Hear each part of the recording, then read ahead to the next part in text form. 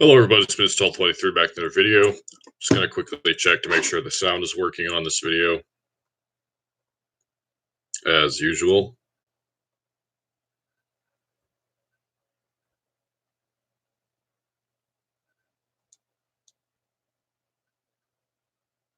It's working on this video. Alright, so it is working. So just to get into the subject of this video, I have to adjust my camera or my computer a bit because I need room on my desk for these papers that I have, which I will show you. So the last few weeks, I've been really interested in the topic of chronology in the Bible, and this is something that I've really looked into before.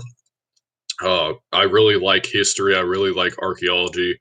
Anything that surrounds that, I'm interested in. And my favorite period of history is ancient history. So it's really a topic which I enjoy studying. And I think I've talked about this before on my channel. I've made videos where I've discussed this. I made a video on biblical archaeology last June where I talked about archaeological evidence that the Bible is correct and the different events that are recorded in the Bible are historical fact. I'm not going to be going into too much detail about the things that are discussed in this video, particularly uh, the things I want to mention are the Exodus, the conquest, and the reign of David and Solomon and the United Kingdom of Israel. So in this video, I'm talking about those particular periods of time and how it relates to the chronology of Egypt and other nations which existed in the Middle East in ancient times, such as the Hittites and the Assyrians, etc. So I drew up two timelines. One of them is complete and one of them isn't because it requires a lot of research, and I've been doing other things recently. Uh, I did most of these over a couple, or both of these over a couple days, and then I just added a few additional details for the second timeline. But the first timeline I want to show you is the traditional chronology, the conventional or orthodox chronology that the archaeologists and Egyptologists of the world use. And the second one is the new chronology, which has been proposed by an Egyptologist named David Roll. And based on the archaeological evidence and the historical records, I believe that the new chronology makes much more sense. And I'll explain what I mean by that as I get into this video. So I'll just be kind of going through these timelines, explaining them, and then supplementing them with additional facts. But I'm not going to go too much into the different archaeological things in this video. This is mostly talking about the timeline itself. So this timeline, no, I'm not going to do that. This timeline, I don't, hopefully you can see it. This camera's low quality. I'm going to back it up a little bit. Maybe this will be the thumbnail for my video. You probably won't be able to read that. Like I said, it's low quality, so I'll just go through it. So at the top here, I have the actual, this isn't a professional thing. I drew this by hand. There's not really much detail or anything like that. It's not fancy. There's just words and lines, and that's pretty much it. So right here is the actual dates. So it spans from 2000 BC to 800 BC. So a period of about 1,200 years. Each little interval is 150 years long. Above the dates are the traditional times for the different ages. So the Bronze Age is usually divided into the early, middle, and late Bronze Age. The late Bronze Age ended with the Bronze Age collapse, and I actually have a book here about the Bronze Age collapse, which will be sort of useful in this video. It's called 1177 BC, the year civilization collapsed. I'll talk about that later. So the traditional dates for the ending of the Bronze Age is about 1177 BC, which is, and if you want to kind of round it up, it would usually be about 1200 BC. And that's when the Iron Age supposedly started, and that's divided into Iron Age 1 and Iron Age 2. So these divisions I put at the top, and then under that is the Egyptian chronology with the different dynasties. So the earliest dynasty on this one is the 12th dynasty, which, according to the conventional chronology, began in 1991 BC. And the last one is the 22nd dynasty, which ends after this. I don't know the exact date in which the 22nd dynasty is said to have ended, but it began around 945 BC, according to conventional chronology. Uh, then down here is another Egyptian dynasty, but the reason why it's separated from the rest of them is because there were periods which Egypt was split and there were different rulers. So, particularly the 14th and the 15th dynasty were ruled by Asiatics. So, uh, there's not really a scholarly consensus on who was ruling during the 14th dynasty, but the people ruling during the 15th dynasty were a Semitic group of people called the Hyksos, who ruled around the same time as the 16th and the 17th dynasties, which were going on above. So you see that this will coincide. So the 16th and the 17th dynasties were in, uh, it's called Upper Egypt, but it's lower in like terms of north and south. So it's southern Egypt. It's called Upper Egypt. That's where the Theban dynasties are ruling from the city of Thebes, and the other dynasty, the Hyksos, were ruling from the city of Avaris in northern Egypt. Then below that is the traditional dating for the Exodus and the Bible and all things like that. So this is what uh, the scholars out there, and as I'll explain in this video, it does not fit with what the Bible says. It's just kind of an assumption that this is what the Bible teaches. They put the Exodus usually around 1250 BC. So the Exodus is right here, this little X right here, and then this is the remainder of Israel history. So the Judges period is pretty short and is about not that much longer than the United Kingdom of Israel and the Kingdom of Israel and Judah after that. So the Judges period isn't that long according to this conventional chronology. And the reason why this is added on here is because conventional chronologists, most of them are secular. Most of them do not believe the Bible.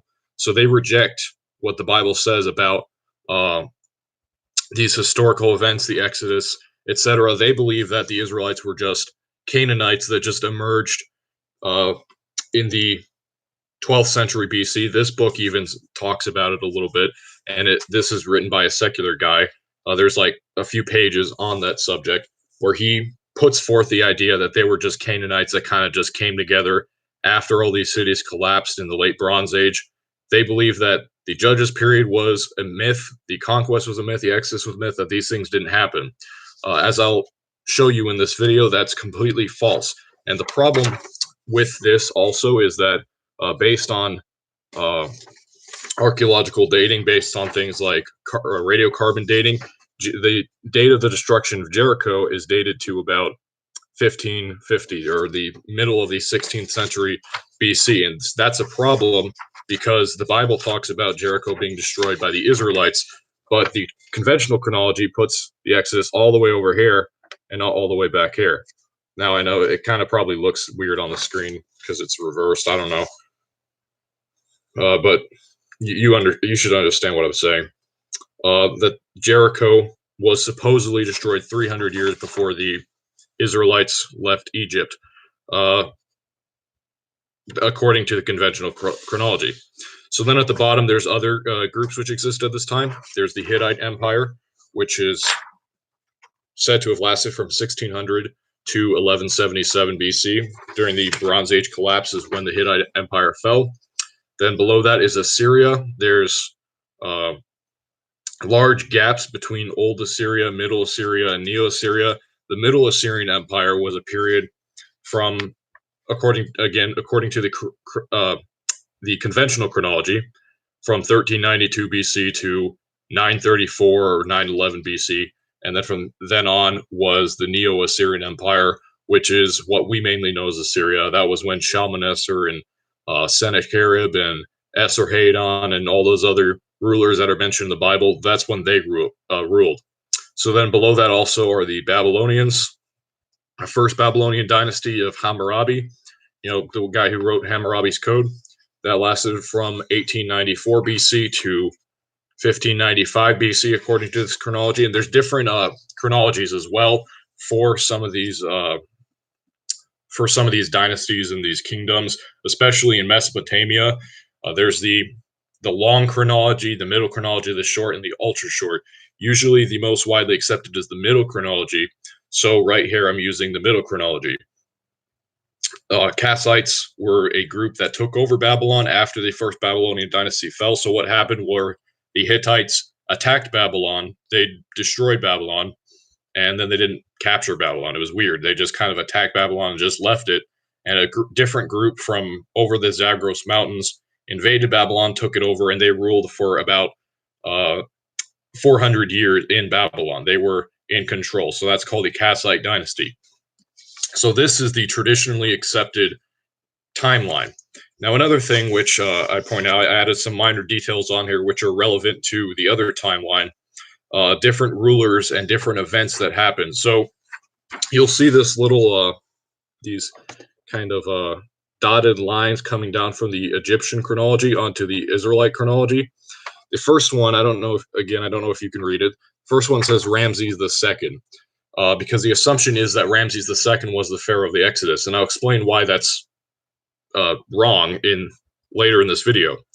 The second assumption is that Shoshank, who was a pharaoh of the 22nd dynasty, was the ruler mentioned in the Bible called Shishak, who came up and attacked Jerusalem during the reign of Rehoboam, and that's mentioned in the book of 2 Kings. So they assume that Shishak is the same thing as Shoshank. That's been the traditional. Only Catholics are saved. I disagree with that, but that's not the subject of this video.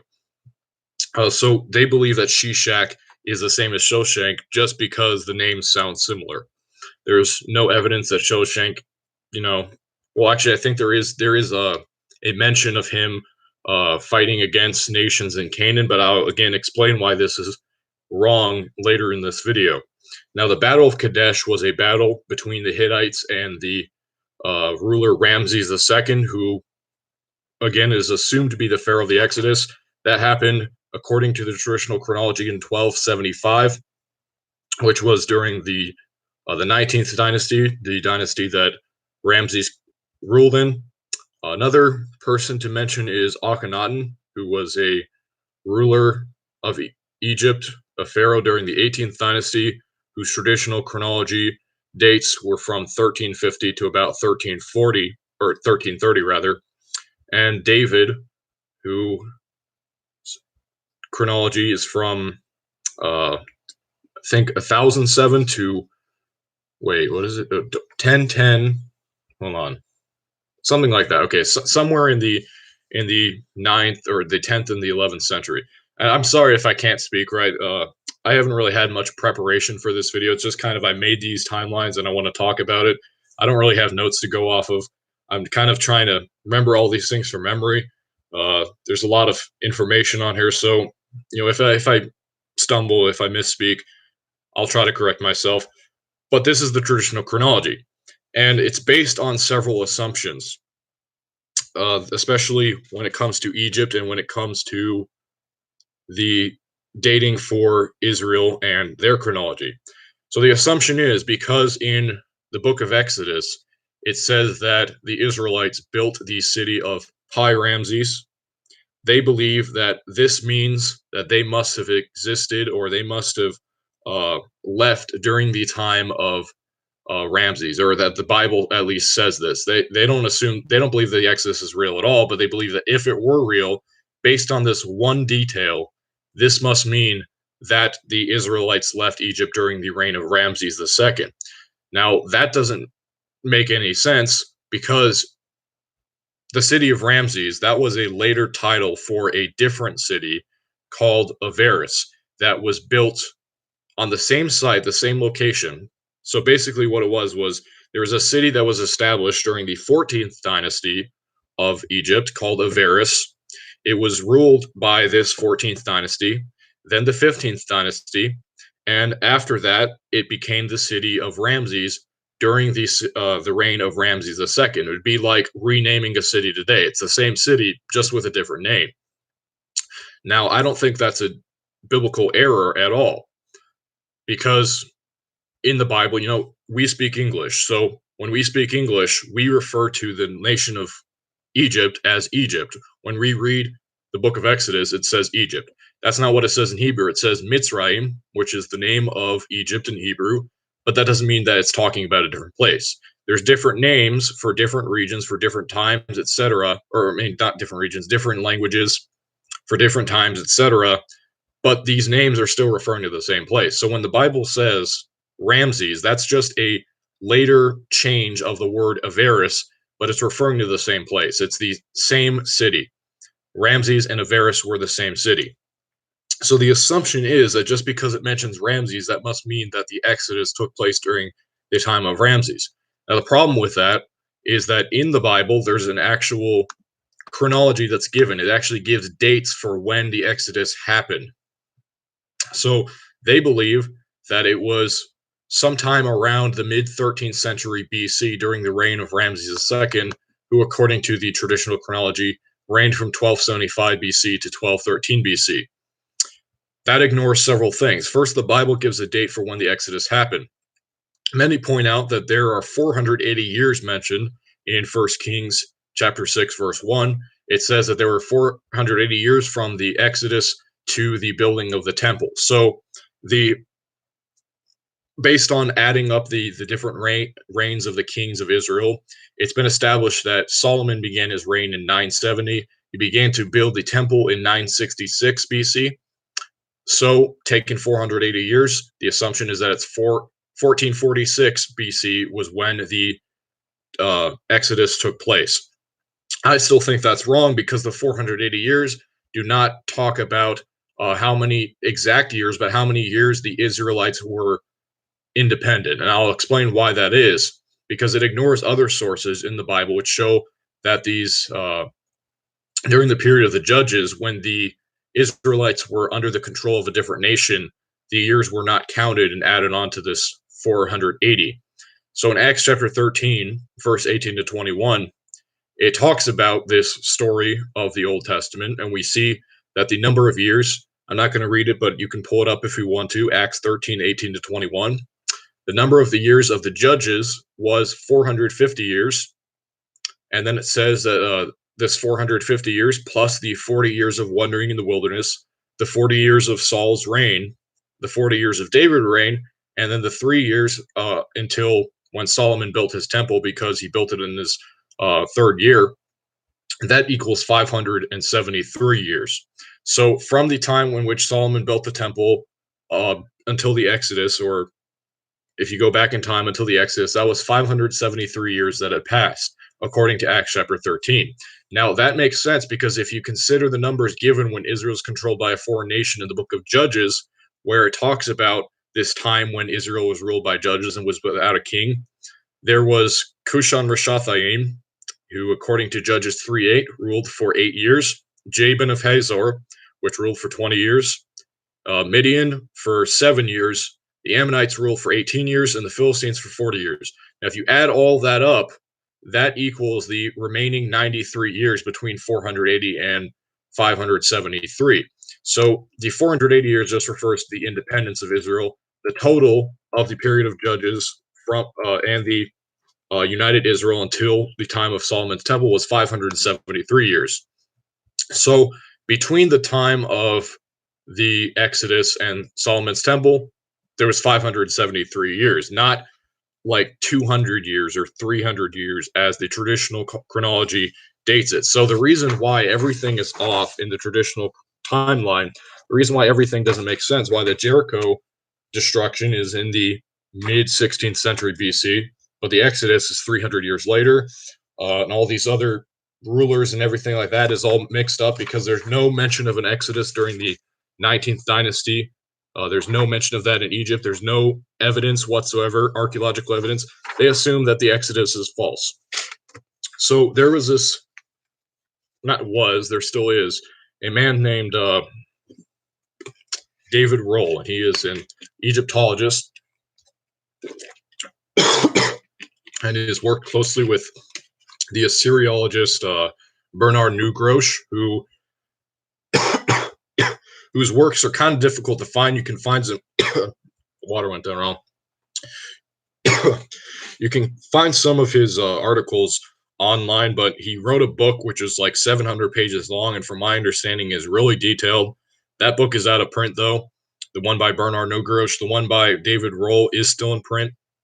He's written multiple books. One of the books, A Test of Time, I ordered from Barnes and Noble. I don't have it yet.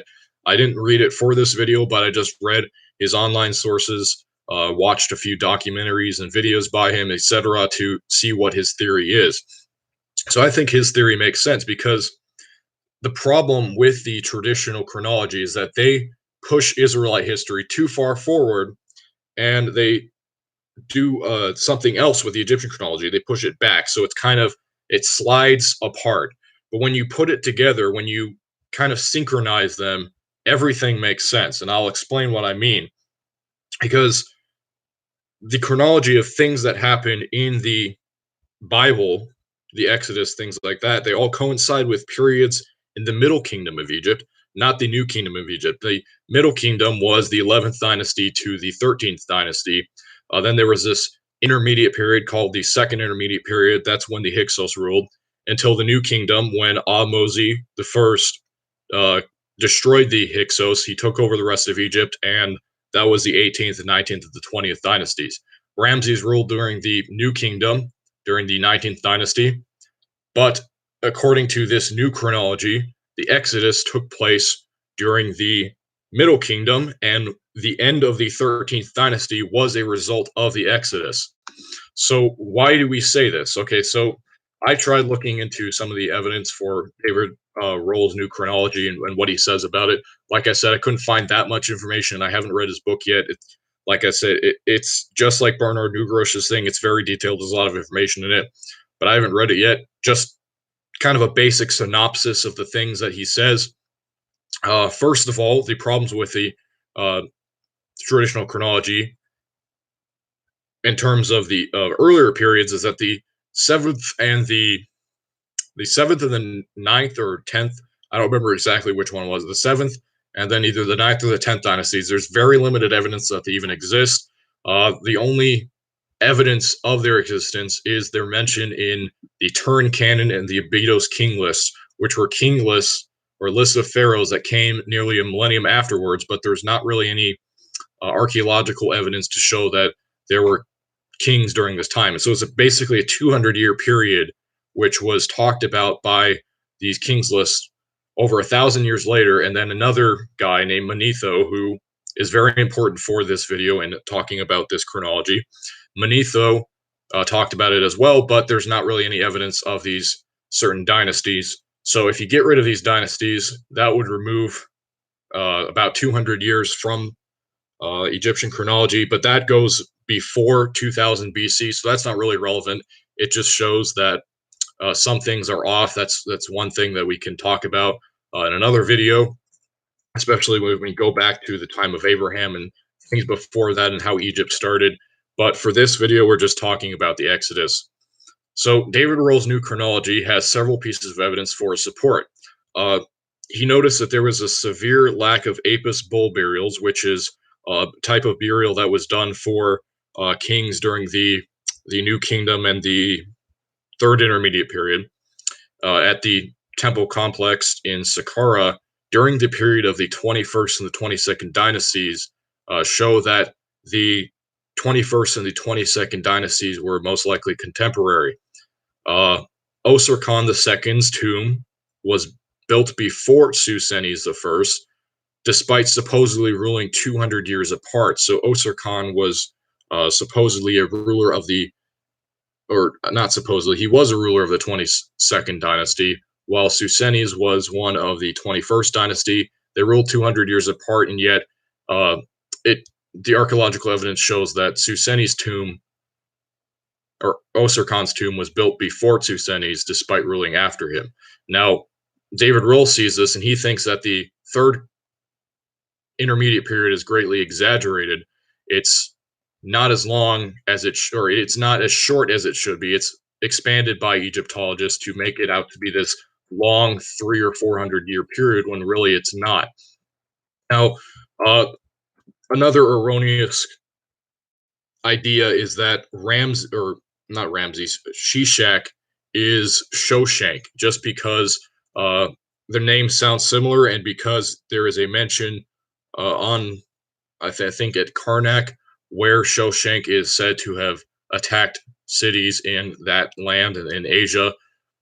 but it makes more sense to assume that it is actually talking about Ramses. So Ramses, not the Pharaoh of the Exodus, he was the Pharaoh that came up against Jerusalem at the time of Rehoboam's reign. So now I'm going to show you the second.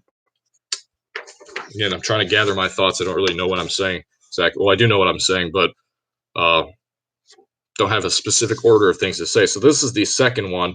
It's not completely finished. I don't have anything for Babylon at the bottom. I'm still looking into that. The Assyrian chronology is not finished, but pretty much everything in regards to Egypt and Israel is. So I'm just going to put this up and then compare it with the other one. This is the traditional. This is the new chronology. As you can see, the dates are widely off. Everything is different pretty much. So first of all, all the dynasties of Egypt are moved forward by about 300 years. Well, not all of them, but some of them. Then the Hyksos period is expanded. So according to this new chronology, the 20th dynasty or the 19th dynasty began around 960 BC and not back all the way in like 1292 BC. So that's 330 years later. About that's a long time. Now, if Ramses was the pharaoh during the time of Rehoboam who came up against Jerusalem and attacked Jerusalem, then we expect to find evidence of that, and there is evidence of that. There are inscriptions during Ramses' reign that talks about him fighting against Jerusalem. He made several attacks, usually because he was going into Syria to battle the Hittites. So he had 3 campaigns into Syria, and during one of them, he attacked cities in Israel, including Jerusalem. And that's also the context of the Battle of Kadesh, which happened in Ramses' reign. The reason why he was going through Canaan was because he was trying to attack the Hittites, and so he subjected the Israelites during that time. The Bible talks about how in what is it, First Kings 14, I think. In First Kings 14, it talks about how when he had attacked Jerusalem, that the kingdom of Judah and Israel basically became subjects or tributaries to Egypt. So even though they weren't in direct control of Egypt, they were kind of like vassal states or kind of like autonomous kingdoms, which the Egyptians considered to be part of their empire, but which were still ruling themselves, which still had their own kings. That's something that's happened a lot in history with different empires. So Ramses was the one who attacked Jerusalem. He was the one who subjected Jerusalem as he was going to fight the Hittites at the Battle of Kadesh. Now, there's further evidence for that. The name of Shishak, where does that come from? There was the treaty for the Battle of Kadesh. There is a treaty for both the Hittites and the Egyptians, and it's the only ancient treaty that has both sides preserved. So for the Hittite text, it's written in Akkadian, and the name of Ramses, as it's written, is written as Riamashisha. As Ramses obviously is not how it was even pronounced by the Egyptians. That's how it was pronounced by the Greeks, and that's still kind of our common name. Just like how we call Moses Moses, but in Hebrew it's Moshe. Names change. We kind of have this idea that his name was Ramses, but it really wasn't. The Hittites called him Riamashisha. So David Roll theorizes that Shisha, the ending of that, is the hyperchoristicon, or the shortened name, like how my name is Alexander, but my hyperchoristicon would be Alex. Shisha is the hyperchoristicon of Riamashisha, and this name, Shisha, was originally spelled as Shin Yod Shin Vav in Hebrew, but during this time period, the letters of Vav and the letters of Kaf, or Kof, which would be the K sound, the Q, they looked almost exactly the same. So I'm going to get out a pencil and find another piece of paper. I could just do it on back, I guess. So they both the letter Vav and the letter Kof during this time, where is it? There it is. Looked just like this little circle with a line coming out of the bottom. That's the letters look pretty much identical. It's just like, what letter can I think of that looks similar? a lowercase l and a capital I. They look very similar. So the theory is that this became the conventional name for him because people kept writing Shishak instead of Shisha, or they did write Shisha, and people just thought it was Shishak later. So that became the Hebrew name of it. It's just like the name of Nebuchadnezzar. His name was Nebuchadnezzar, but the Hebrews called him Nebuchadnezzar. It's just the same thing with Shisha. His name was Shisha, but his name became Shishak in the Bible. So Ramses made several campaigns into Canaan and Syria, and that just fits exactly what the Bible describes. So David Rule moves his the time of his reign to about 943 BC to 877 BC, and uh, the the attack on Jerusalem was in the late 10th century BC. So this was the time when Ramses ruled. The 19th dynasty was during the 10th century BC, not in the 13th century BC. Now, I want to go back even further, a lot further, and talk about the pharaohs of the Torah, of the book of Genesis and the book of Exodus. There are several pharaohs which are mentioned, and interestingly, they all fit with uh, actual Egyptian records that are come from the Middle Kingdom, not the New Kingdom. So if you move around these dates, you bring everything forward, and you bring the Exodus back to the Middle Kingdom, things start to line up. So let me give you a few examples. So Amenemhat the third was the pharaoh of Joseph, the pharaoh that he ruled under. Now, here's the information about Amenemhat. Amenemhat the third ruled during a time when there was a famine in the land of Egypt, and because of this famine, there was a waterway built off the Nile River towards the Fayum Lake in don't know the exact place, but in like the middle of Egypt, somewhere around there. This tributary that went towards this Fayum Lake, and it's called Bar Yusuf, which means waterway of Joseph. That's the local name. That's what the locals have called it for thousands of years, and nobody's really understood why it's called the waterway of Joseph. But this chronology makes sense. Now, there's also recorded that during the reign of Amenemhat, he had a vizier who was called Heti, who was a popular man during his time, but was criticized later in the New Kingdom in a text called the Installation of the Vizier. Now, another thing is that there's a papyrus scroll. It's called Brooklyn 35.1446. It dates from the reign of Sobek-hotep III. He was a pharaoh during the 13th dynasty. Amenemhat was during the 12th dynasty. Sobek-hotep III was during the 13th dynasty. And this text, this papyrus, has a list of slaves. And among the slave names is Shifra. And that's interesting because the Bible mentions a Hebrew midwife named Shifra, Shifra and Pua. So Shifra is a Hebrew midwife in the Bible, and that name is specifically recorded in a list of slaves during the reign of Sobek-hotep III. Now, Sobek-hotep III, even though he was considered part of the 13th dynasty, his father was a man named Mentuhotep, who was not a royal man. He was not a previous pharaoh.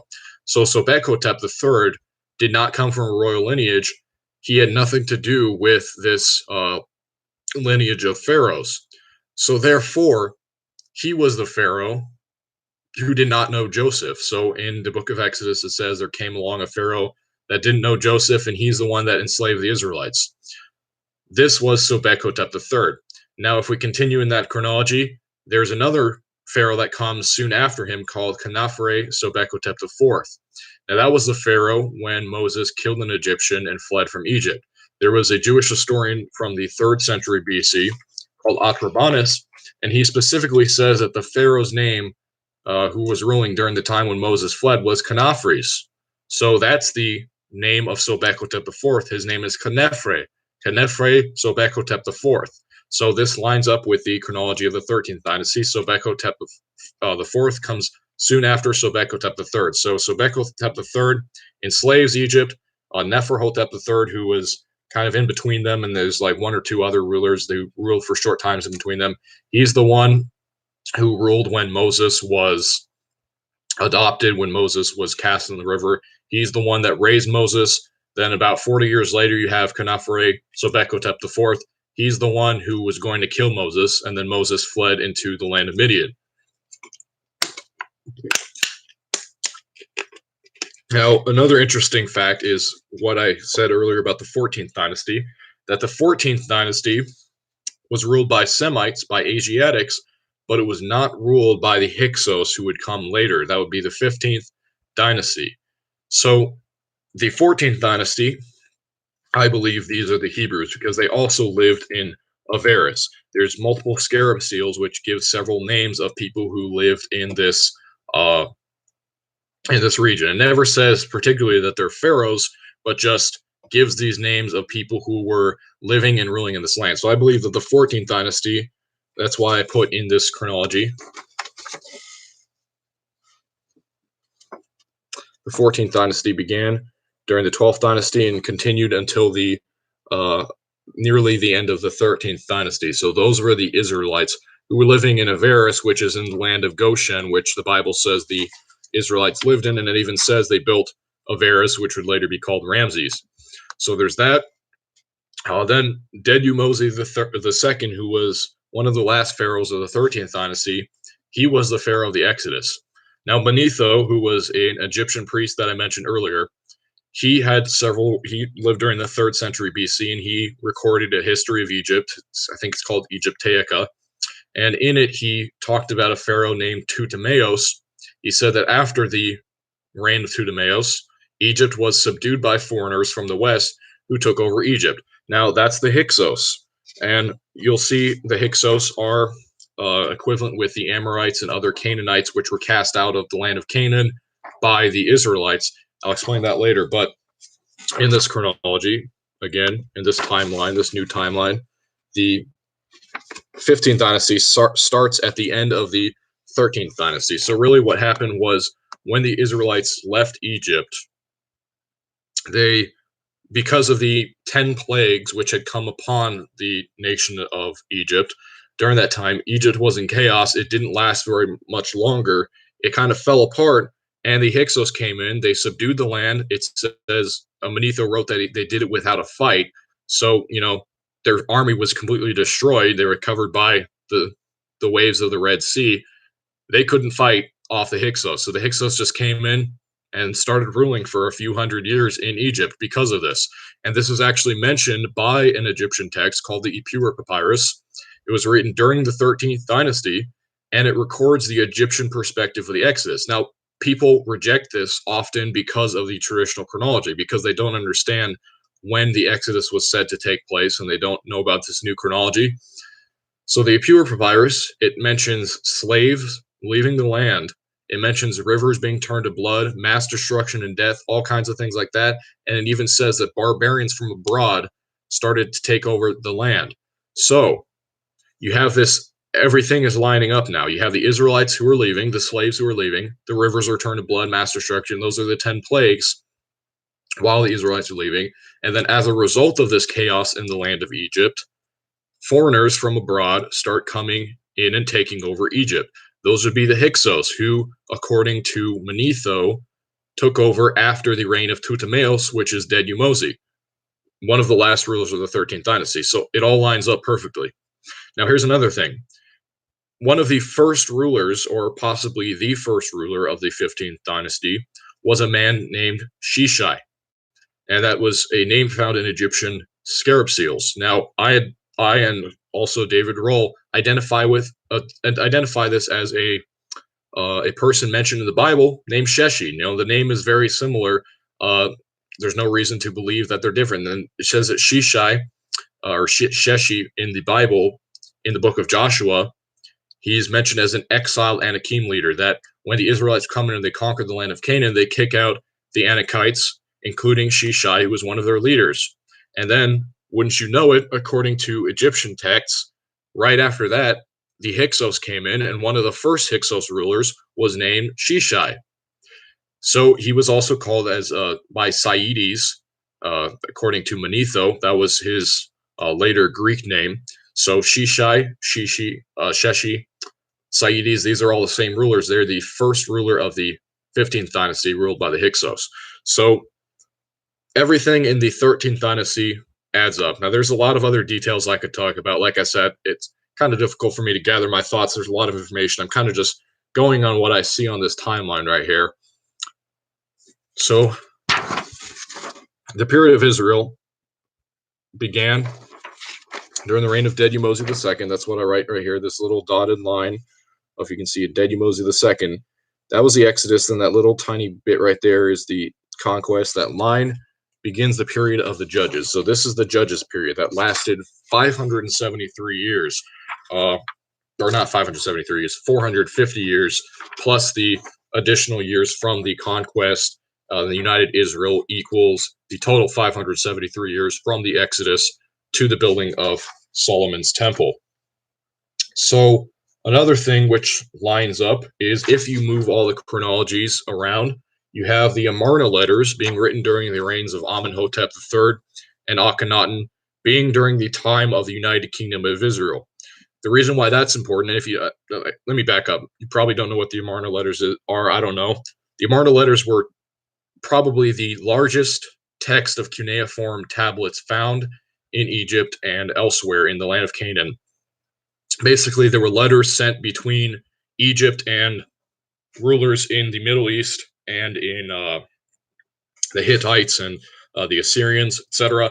Basically, it was an old system of letters and treaties and things like that where they were written back and forth between the Egyptian pharaohs and the different kings that were ruling at that time.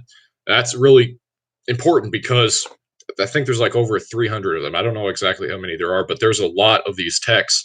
They all have different names and locations and things like that, and they give us a lot of context into this period when Akhenaten was ruling. So that would be the middle of the 18th dynasty, towards the end of the 18th dynasty.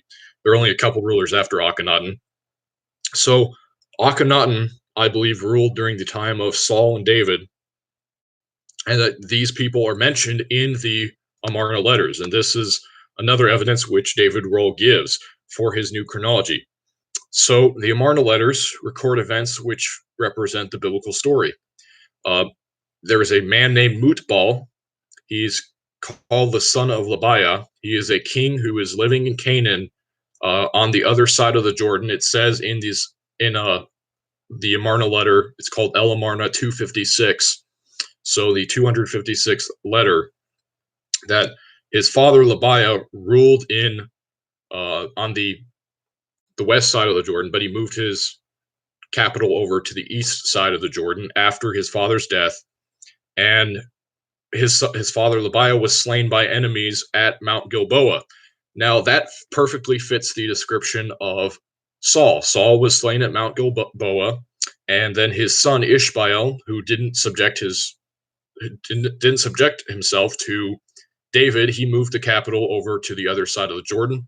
And interestingly, the name Mutbaal and the name Ishbaal mean the exact same thing. Mutbaal is just a Canaanite way of saying man of Baal, and then Ishbaal is the Israelite, the Hebrew way of saying man of Baal. So you have the same name, the father who did the same thing. He does the same thing. You know, everything lines up. And in addition, it even mentions a name, the name of Dadua in this text, which is identified by David Rohl as being David. So you have a name very similar to David and all this other thing. So everything lines up. I think it's pretty perfect. The last thing I'm going to mention in this video, there's a lot of things I could talk about, but I don't want to go on and ramble on forever. I might make another video about this when I can kind of do more research and more what's it called, more detailed. Probably do another video about this in the future. So the Bronze Age collapse has also moved because of this, because the Bronze Age collapse was the end of the Hittite Empire, and it was also the end of the 19th dynasty going into the 20th dynasty, and that happened according to traditional chronology in about 1177.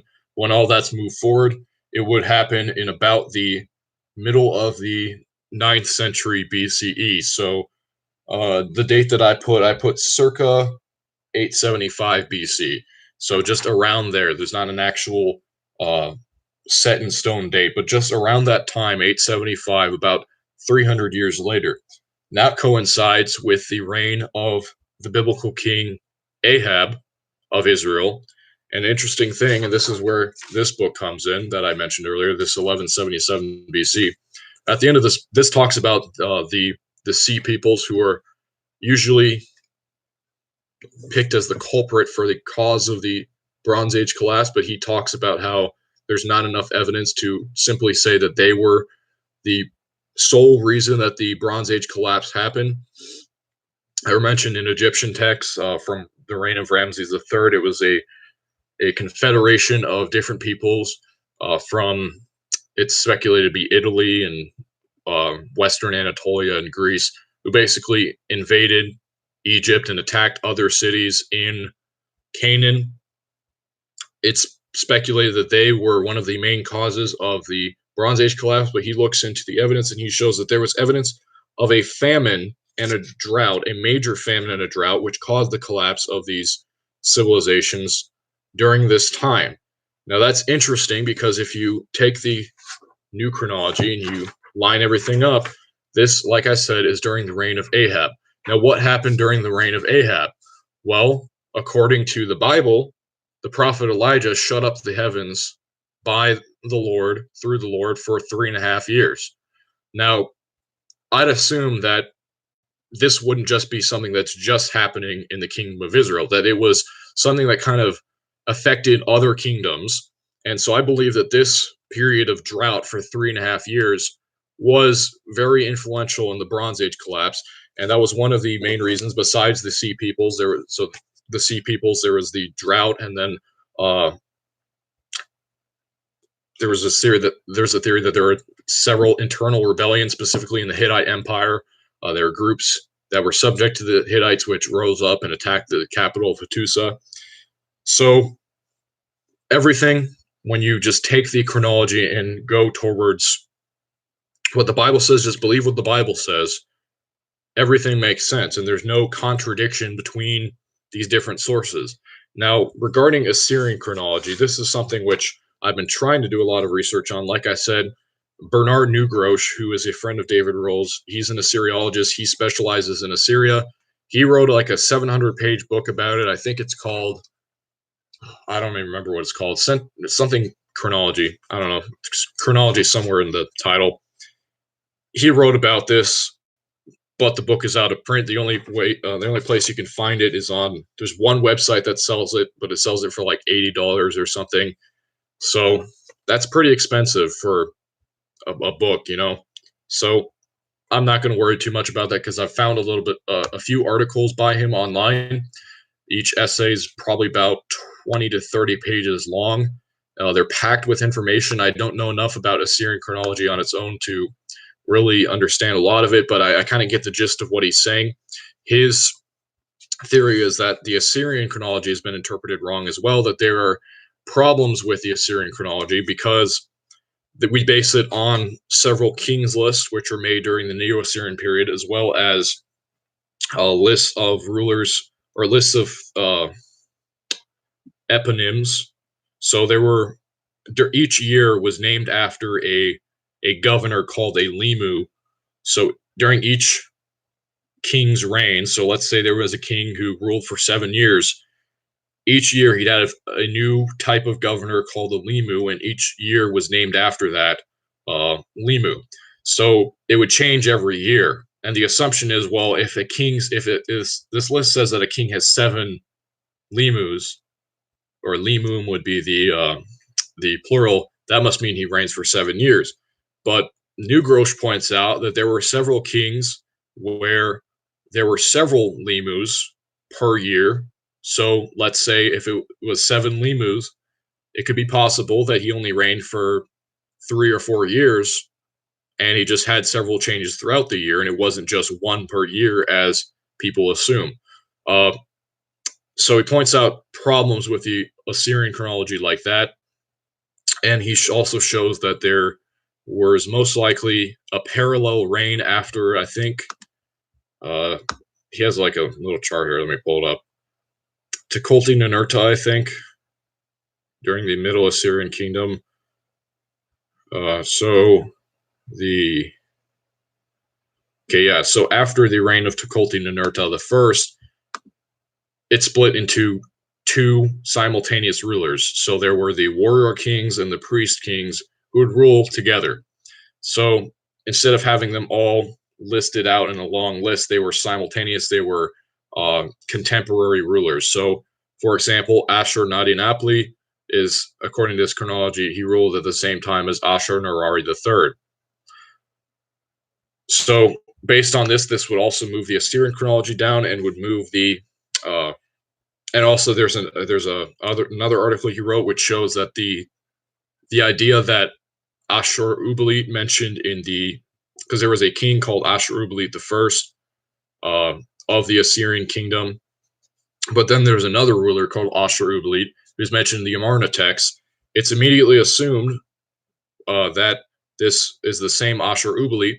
The problem that New Grosh points out is that there's no similarities between either of these rulers. The one mentioned in the Amarna text and the one we know from independent Assyrian records, it shows that they're not the same person, that there was more than one Ashur-uballit during the Middle Assyrian Kingdom. So I didn't do that much research on that. Most of what I focused on was the Egyptian thing. So, but he's written a lot about that. So that's why I haven't finished the Assyrian and the Babylonian part on this timeline. So I hope all this makes sense. I'm trying to gather my thoughts together again, just kind of looking at this timeline. I made this like 2 weeks ago, so it's been a little bit, but I've been focused on some other things. But I wanted to make a video about this. It's a really interesting topic, and basically the point I'm trying to make is the Bible is correct in its Torah and the book of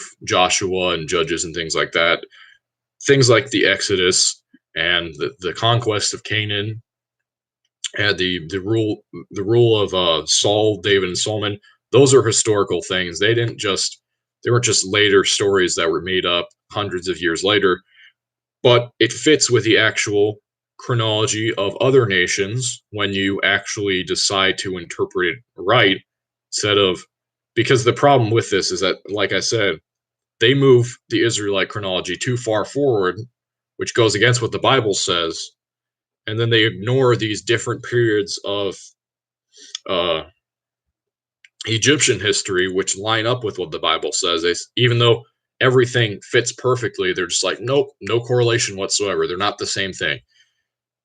That just seems really silly. So I don't believe that the traditional chronology is correct. This timeline, the second timeline, is the chronology in which I believe that the Israelites existed, and also the Egyptians. So